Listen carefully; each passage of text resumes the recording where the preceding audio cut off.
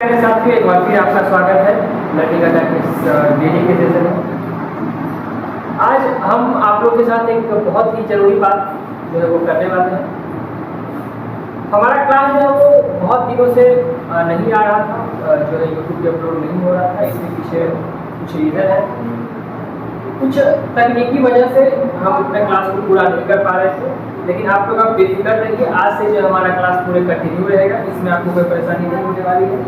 और बिना किसी देरी के अपनी क्लास को स्टार्ट करेंगे, जहां आज हम पढ़ने वाले हैं रेजिस्टेंस ऑफ अ कंडक्टर। ठीक है, कंडक्टर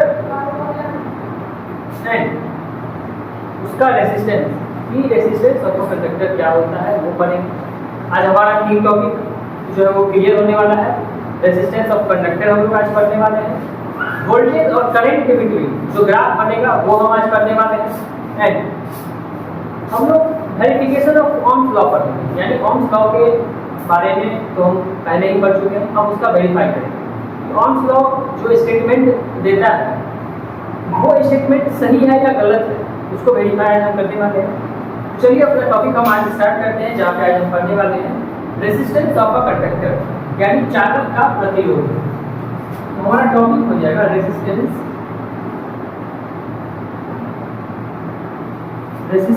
ऑफ अ कंडक्टर, यानी चालक का प्रतिरोध।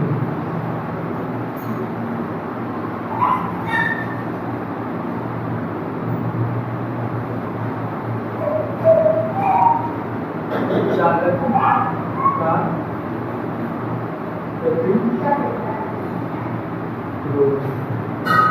यहाँ पे हम आज ये पढ़ने वाले हैं।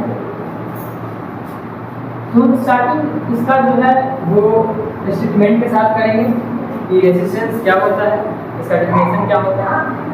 रेजिस्टेंस यानी कि प्रतिरोध, यानी किसी चालक द्वारा विद्युत धारा के प्रवाह में जो रुकावट आती है उसी को हम क्या कहते हैं, प्रतिरोध कहते हैं। या प्रवाह का किया गया विरोध, यानी किसी चालक में जो विद्युत प्रवाहित होता है और उस प्रवाहित विद्युत का जो विरोध होता है उसी को हम क्या कहते हैं, प्रतिरोध कहते हैं। यहाँ पे एक क्वेश्चन है कि अगर, जैसा कि मैंने एग्जाम्पल पहले से लेते आया है कि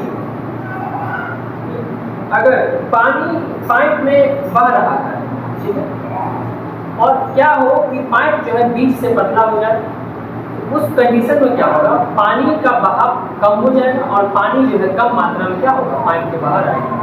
सेम उसी तरीका से अगर किसी विद्युत परिपथ में या विद्युत तार में जो धारा बह रहा है, अगर वह उसमें प्रतिरोध हम या उस प्रवाह को रोकने के लिए कुछ ऐसा चीज लगा देते हैं जिससे धारा का जो प्रवाह है क्या होता है, कम हो जाता है, तो उसी चीज को हम लोग क्या कहते हैं, उसी चीज को हम लोग कहते हैं प्रतिरोध। हम यहाँ पे लिखेंगे रेजिस्टेंस इज द अपोजिशन, यहाँ पे हम पहले इसका डिफाइन करेंगे।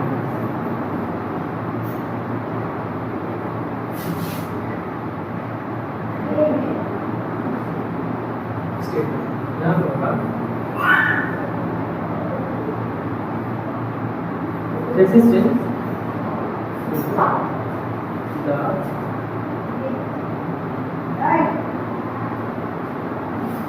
opposition.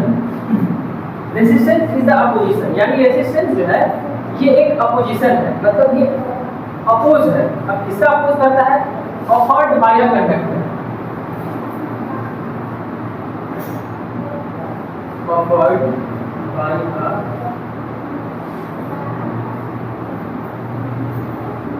तो ऐसे हम कह सकते हैं कि रेजिस्टेंस जो है वो कंडक्टर के द्वारा किया गया क्या है, अपोज है, यानी धारा का किया गया क्या है, प्रवाह। ठीक है,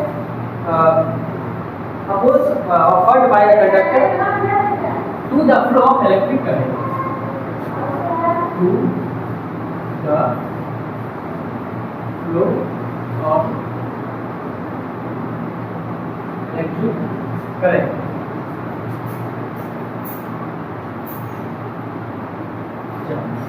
अगर हम इसका हिंदी में यहाँ लिखने का कोशिश करें तो हम लिख सकते हैं किसी चालक द्वारा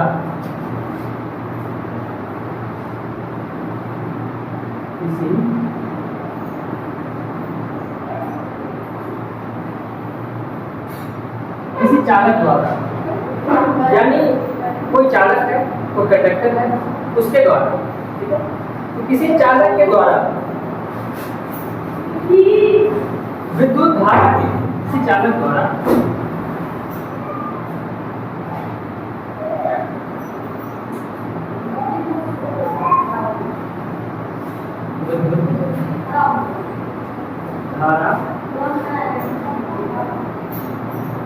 विद्युत धारा के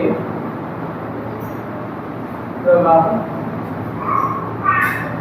का किसी चालक द्वारा विद्युत धारा के प्रवाह का किया गया विरोध को हम क्या कहते हैं? प्रतिरोध कहते हैं। प्रवाह का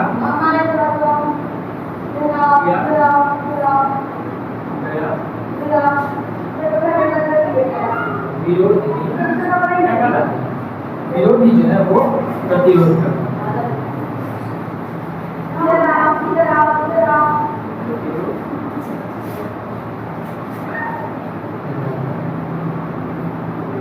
अब ये जो है इसमें चालक कहने का मतलब वैसा चीज जिससे जो है करंट आसानी से क्या हो पासेस हो। अगर हम यहाँ एग्जाम्पल के माध्यम से समझने की कोशिश करेंगे, यहाँ पे बहुत प्यारा सा एग्जाम्पल ले सकते हैं। तो हमारा एग्जाम्पल क्या हो जाएगा? अगर ये पाइप है और इसमें से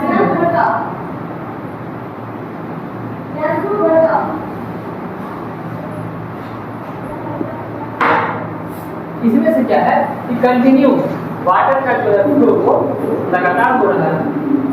यहाँ से अगर ये पाइप जो है बीच में क्या हो जाए? पतला हो जाए।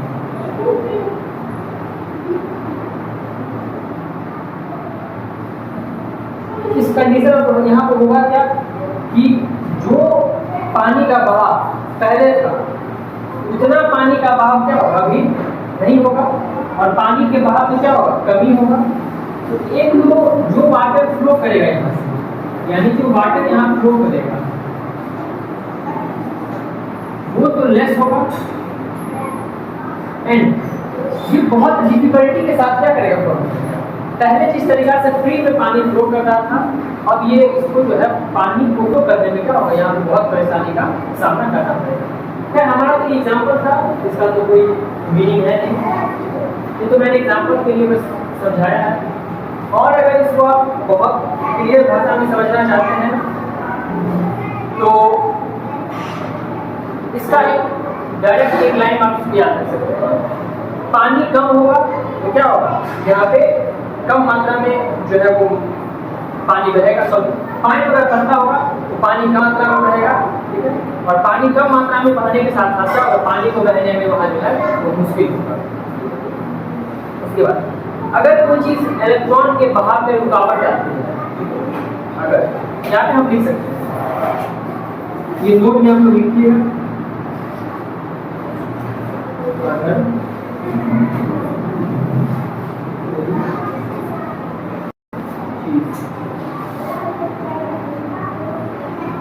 इलेक्ट्रॉन के फ्लो में रुकावट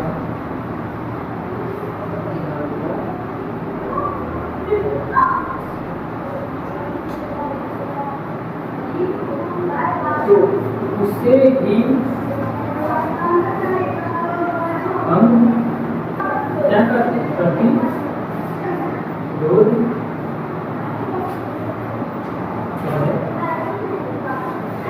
अब प्रतिरोध का मतलब वही रेजिस्टेंस। अगर इलेक्ट्रॉन जो है वो वायर में कंटिन्यू फ्लो कर रहा है और उस इलेक्ट्रॉन के फ्लो में अगर कोई चीज यहाँ पे रुकावट डालती है तो वही चीज क्या कहलाता है? इसका सिंबल जो है आर होता है, इसका यूनिट क्या होता है? ओम्स होता है। यहाँ पर इसको लिखें। इसका जो सिंबल होता है, सिंबल वो होता है आर एंड यू, वो होता है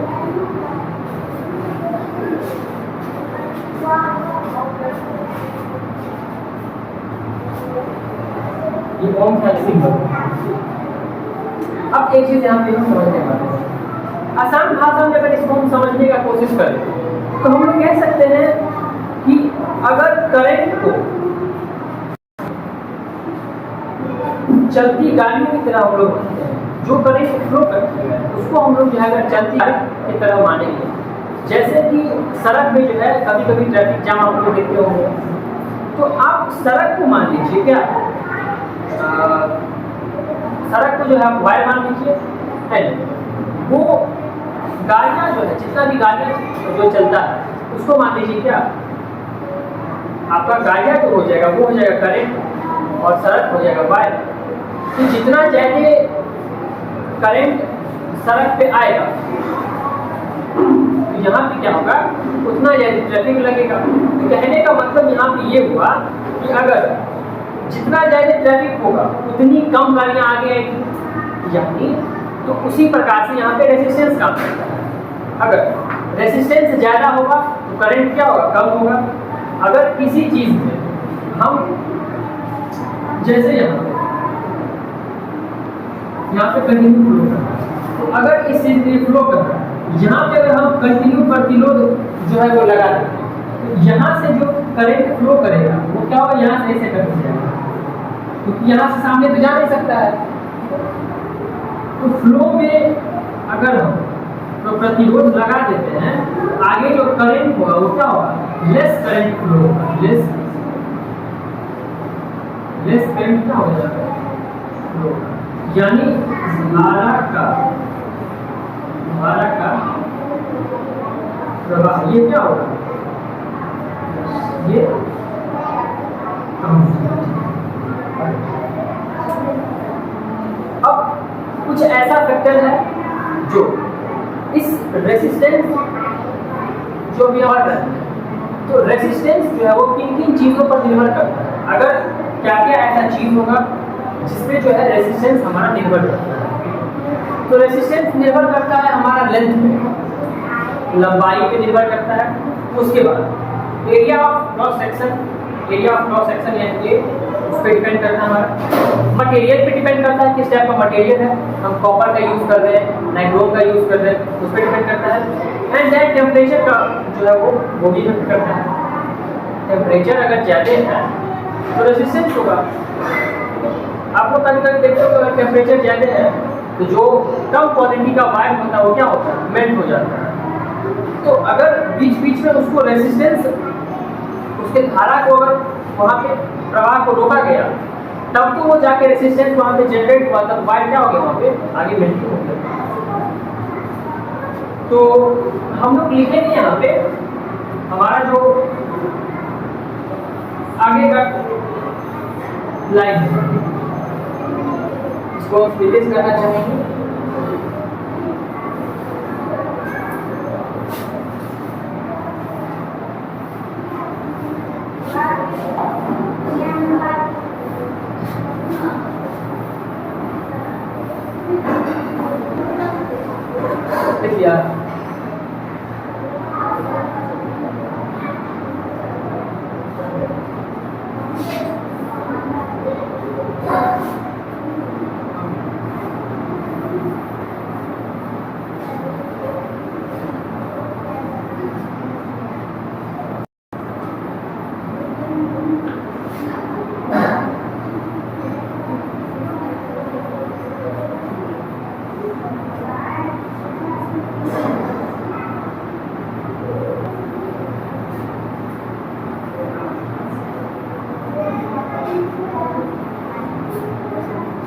यहाँ पर भी हम पढ़ने वाले हैं फैक्टर्स अफेक्टिंग द रेजिस्टेंस, यानी वैसा क्या क्या चीज है जो रेजिस्टेंस क्या करता है, यानी रेजिस्टेंस जो उस पर निर्भर करता है। तो यहाँ पे हम लिखेंगे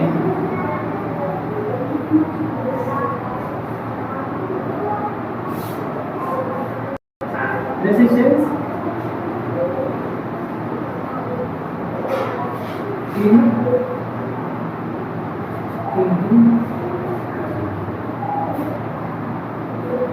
चीजों पर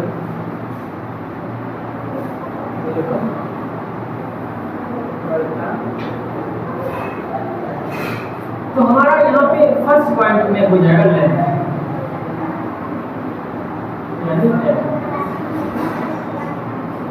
अगर लेंथ ज्यादा है, लंबाई ज्यादा है, तो यहाँ पे क्या होगा, रेजिस्टेंस ज्यादा होगा। तार जितना लंबा होगा रेजिस्टेंस उतना क्या होगा, ज्यादा होगा। यहाँ पे हम लिख सकते हैं तार जितना लंबा होगा, तो यहाँ पे जो रेजिस्टेंस है,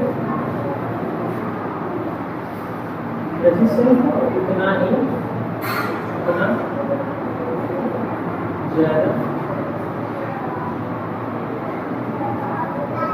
तो तार का लंबाई पे भी जो है वो प्रतिरोध जो है यानी रेजिस्टेंस जो निर्भर करता है। बी में हमारा हो जाएगा area of cross section, area of cross.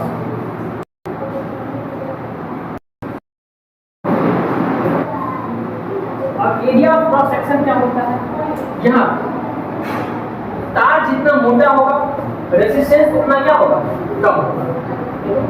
तो तार जितना मोटा होगा यानी एरिया ऑफ क्रॉस सेक्शन, तार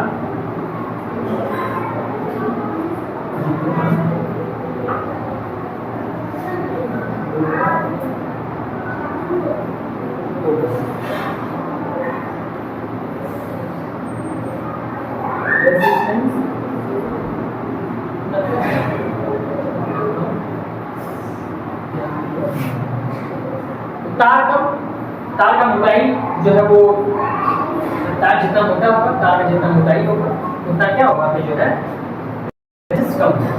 अगर तार पतला है तो रेजिस्टेंस ज्यादा होगा। मोटा तार में रेजिस्टेंस कम होता है क्योंकि वहां पे जो है इलेक्ट्रिक करंट का फ्लो वो आसानी से हो पाता है। तार मोटा है, तार क्वालिटी अच्छा होगा एंड वहां पे जो इलेक्ट्रिक करंट वो आसानी से फ्लो करेगा। अगर तार पतला है उसमें से जो इलेक्ट्रिक करंट इलेक्ट्रॉन का जो फ्लो होता है वो क्या होगा, वो कम होगा। तो ये तो आप लिखिए, तार जितना मोटा होगा रेजिस्टेंस उतना कम होगा। एक चीज आप लिखिए, तार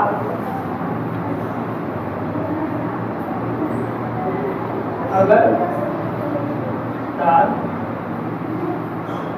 पतला होगा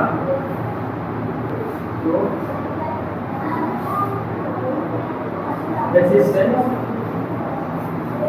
उतना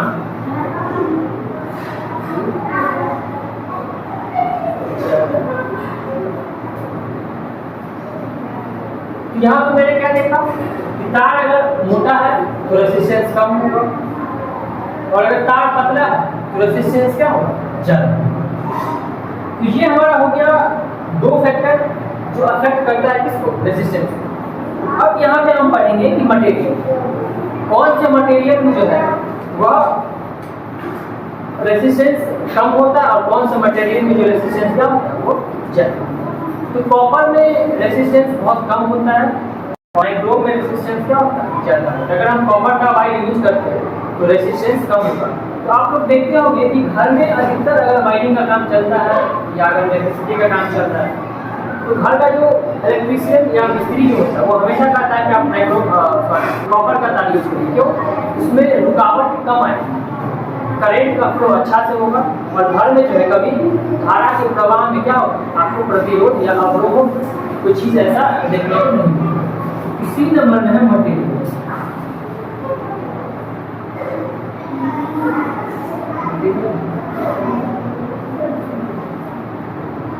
यहाँ पे हम क्या करेंगे, कौन से मटेरियल में रेजिस्टेंस कम होगा और कौन से रेजिस्टेंस में कौन सा मटेरियल में रेजिस्टेंस होगा यहाँ पे ज्यादा। तो कॉपर में रेजिस्टेंस कम होगा, कॉपर में रेजिस्टेंस कम होगा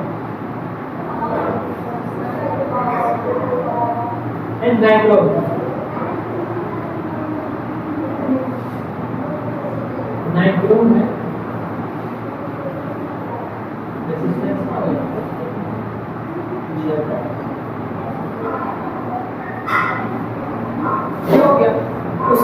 टेम्परेचर यानी तापमान। अगर मेटल को हम यहाँ पे जैसे गर्म करते हैं तो रेसिस्टेंस क्या होगा, बढ़ जाएगा। जो मेटल हम यूज करते हैं उसको अगर हम कंटिन्यू गर्म कर रहे हैं, कंटिन्यू गर्म करें, उसका टेम्परेचर बढ़ेगा। एंड देन टेम्परेचर जब अपने पीक पे होगा तो रेसिस्टेंस क्या होगा, वहाँ से धीरे धीरे धीरे करके बढ़ना स्टार्ट। तो वहाँ की जो प्रतिरोध है आपको वो क्या हो जाएगा, बढ़ जाएगा। तो यहाँ पे आप लिखिएगा लास्ट, ये इसका फैक्टर हो गया टेम्परेचर।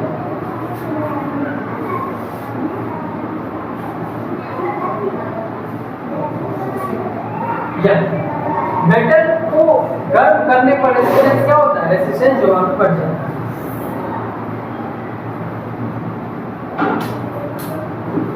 मेटल को गर्म करने पर रेजिस्टेंस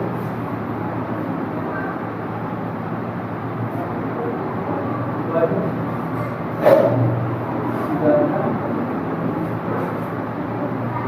अगर हम मेटल को गर्म कर रहे हैं तो रेसिस्टेंस क्या होगा, यहाँ पे जो है वो बढ़ जाएगा। अब यहाँ देखेंगे हम फार्मूला क्या होता है एंड उसके बाद पढ़ेंगे ओम्स लॉ। इससे पहले जो हम पढ़े उसका स्टेटमेंट क्या है, ओम्स लॉ क्या बताता है हमको, ठीक है। एंड फिर उसको वेरीफाई करेंगे। तो फार्मूला यानी R is equal to resistance, V is equal to voltage यानी volt, and I is equal to current यानी एम्पीयर, ठीक है। उसके बाद तो यहाँ पे जो है आप इसके बाद लिख लें ताकि हम इसे रिलीज कर दें। तब तक आप लिखे रहा